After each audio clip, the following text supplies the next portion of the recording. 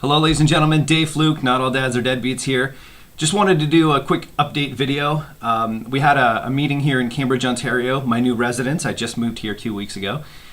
We had a meeting on Sunday, and we had 10 people show up, and I'd never met these people before, and it was great. It was awesome to meet everybody. During this meeting, we talked about various topics and issues. We went over some court motions, and I lent my expertise as best I possibly could, and it was just really good to get sort of a group discussion going.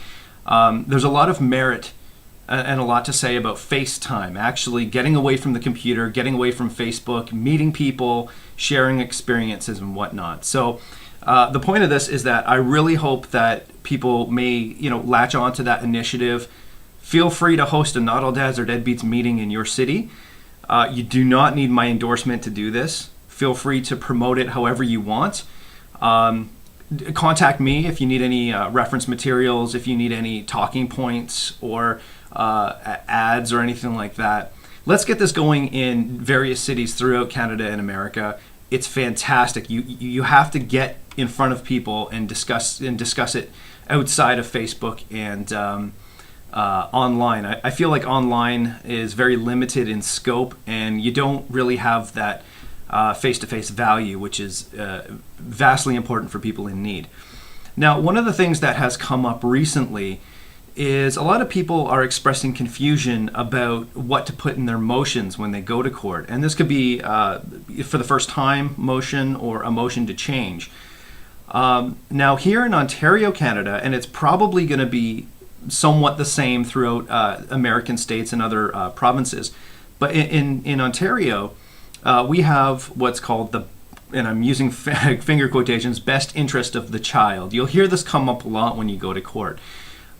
If it's in the best interest of the child, judges will almost always quote the best interest of the child. And a lot of people are confused about, well, what is this best interest of the child thing? So I wanted to touch upon this really quickly. When judges talk about best interest of the child, they're talking about, and this is once again regarding Ontario law. Please check your local laws. Please check your state laws. But generally, it's going to be somewhat similar with regards to best interest. In Ontario, it's under the Children's Law Reform Act, Section 24(2). And in it, it states that the best interest of the child is, there's 7 criteria in which they judge the best interest of the child, and that is the love and affection and emotional ties between the child and each person entitled to or claiming custody or of or access to the child, other members of the child's family who reside with the child, and persons involved with the child's care and upbringing.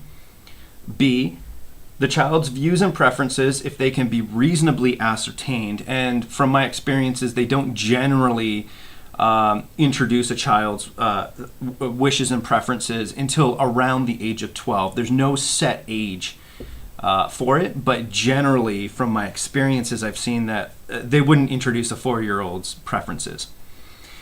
C, the length of time the child has lived in a stable home environment. D, the ability and willingness of each person applying for custody of the child to provide the child with guidance and education, the necessities of life, and any special needs of the child. E, the plan proposed by each person applying for custody or access to the child for the child's care and upbringing. And this is very important. This is why I introduced those parenting plans, those interactive parenting plans, which is free to download from notalldadsardeadbeats.com. because they effectively are a blueprint for your plans of upbringing. So that takes care of that section under best interest. F, the permanence and stability of the family unit with which it is proposed that the child will live.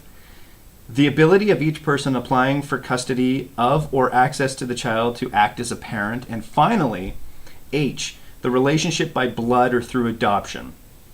Okay, so the reason why I'm bringing this up is because I talk to a lot of people about, hey, what should I put into my motion? How should I word my motion or motion to change? And a lot of the times I talk to people who have the mindset of, I'm going to bury my ex in court, or I'm going to expose my ex to the courts, or I'm gonna make a stand in court. I'm gonna wear an equal parenting shirt in court to prove a point. And like I'm not a lawyer by any means, but this is just bad strategy because it does not talk to the best interest of the child. You could spend months in court trying to bury your ex, but it will backfire on you if that's your only strategy. If you have not proven that you have the best intentions for your child and the best interest of your child in mind with your strategy and in your motions, then it will backfire. The other thing as well is in Ontario law, and once again, this is probably applicable to various states and provinces, is under Section 17.9 of the Divorce Act, maximum contact. And basically what this states is that the parents both shall have maximum contact to the child. In the Children's Law Reform Act, I believe it's in the Children's Law Reform Act.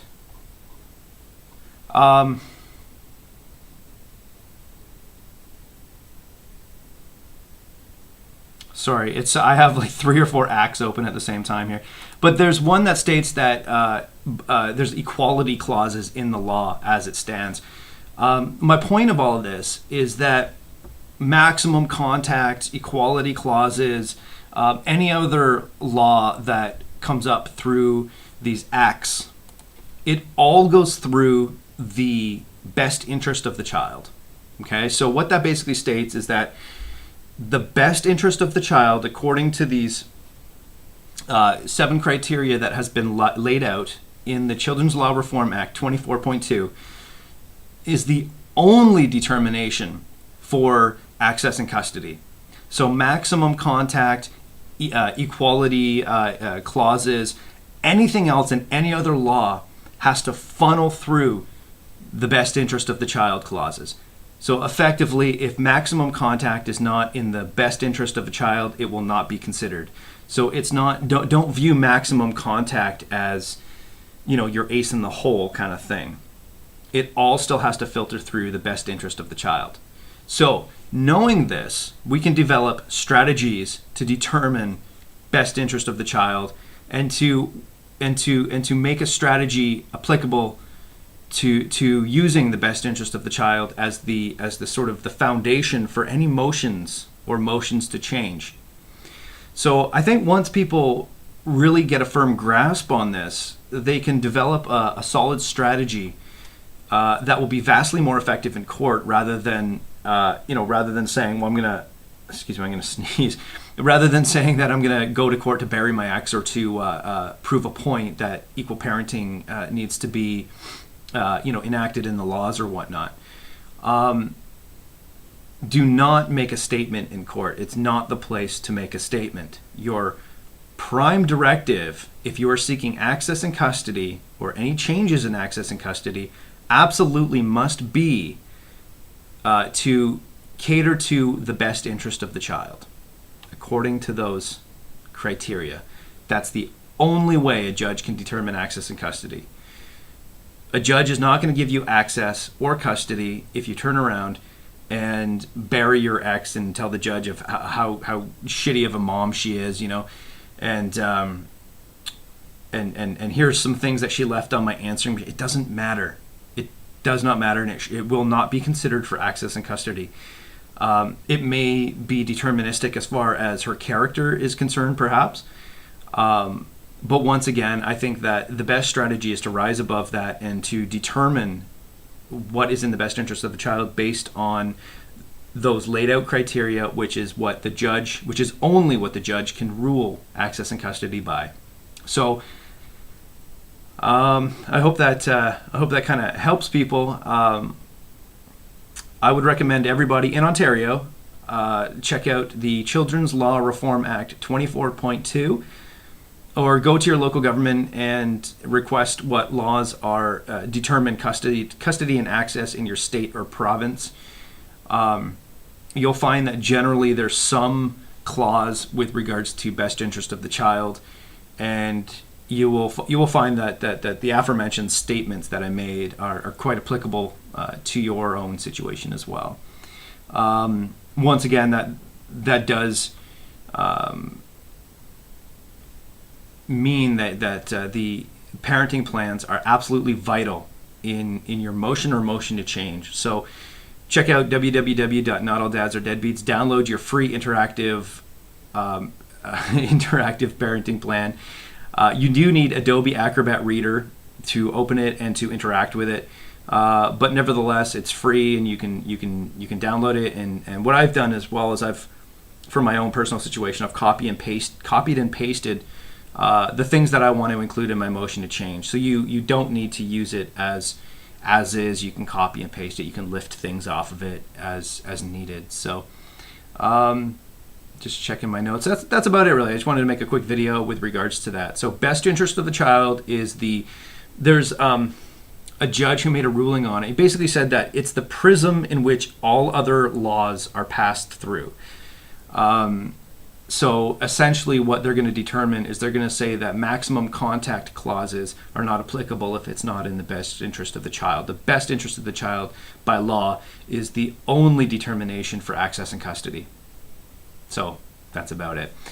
I kind of rambled here a little bit, but I'm just getting set up. I'm going to be doing these videos quite often. I'm going to be bringing you different topics. Ideally, I like to do these once a day. We'll see how it goes. I got to get back into the speaking in front of a camera kind of thing. But that's about it. So if you need any help or resources, go to www.NADADs or Deadbeats.com. I am working on the walkamileinhisshoes.com campaign.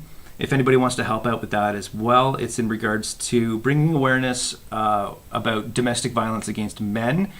Far too often men are overlooked when it comes to the domestic violence topic, despite what Stats Canada says, despite what all the other statistics say with regards to domestic violence that affects everybody. So my name is Dave Flook, www.NADADs or Deadbeats.com, and I swear I'll do a better video next time. All right, thank you.